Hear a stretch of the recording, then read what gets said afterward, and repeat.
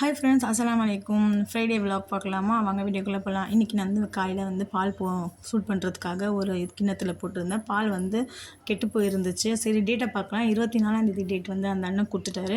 அப்போ நீங்கள் வந்து எப்போவும் பால் வாங்கும்போது பால் வந்து டேட் வந்து செக் பண்ணிவிட்டு வாங்குவேன். நான் எப்போவும் செக் பண்ணிவிட்டு தான் வாங்குவேன். ஏதோ நான் வந்து மருந்து வாங்கிட்டு வந்துட்டேன். இப்போ மறுபடியும் அந்த அண்ணன் கடையில் போய் கொடுத்துட்டேன்.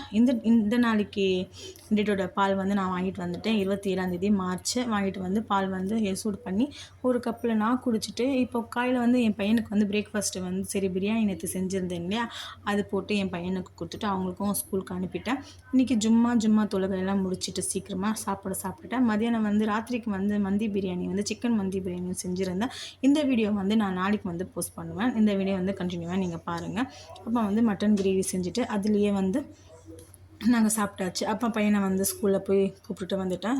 பசங்க வந்து நான் வந்து ஸ்நாக்ஸ்க்கு வந்து உளுந்து ஹல்வா தான் செஞ்சுருந்தேன். என் பொண்ணு வந்து படிச்சுட்டு இருந்தாங்க. அவங்களுக்கு போய் சுட போய் கொடுத்த உடனே அவங்க வந்து ஹாப்பியாக இருந்துட்டு அப்போ சாப்பிட்டு பார்த்துட்டு அம்மா சூப்பராக இருக்குன்னு சொன்னாங்க. சரி அதோட வேகத்தில் ராத்திரி ஆகிடுச்சா, ராத்திரிக்கு மறுபடியும் சமைக்கணும். என்னென்ன சமைக்கலான்னு பார்த்தா சரி கார சட்னியும் தோசை ஊற்றிடலான்னு சொல்லி கார சட்னி செஞ்சுட்டேன். உங்களுக்கு வந்து கார சட்னி ரெசிபி வேணும்னா எனக்கு கமெண்ட் பண்ணுங்கள். நான் ரெசிபி வந்து ஷேர் பண்ணுறேன். அப்போ வந்து தோசை ஊற்றிட்டு கார சட்னி வந்து போட்டுட்டு சாப்பிட்டு இருந்தோம். அவ்வளோ சூப்பராக இருந்துச்சு. ரோட்டில் கடையில் வாங்கி சாப்பிட்றதால வீட்டில் சாப்பிட்டு பாருங்கள். அவ்வளோ சூப்பராக இருக்குது. பிடிச்சிருந்தா லைக் பண்ணுங்கள், ஷேர் பண்ணுங்கள்.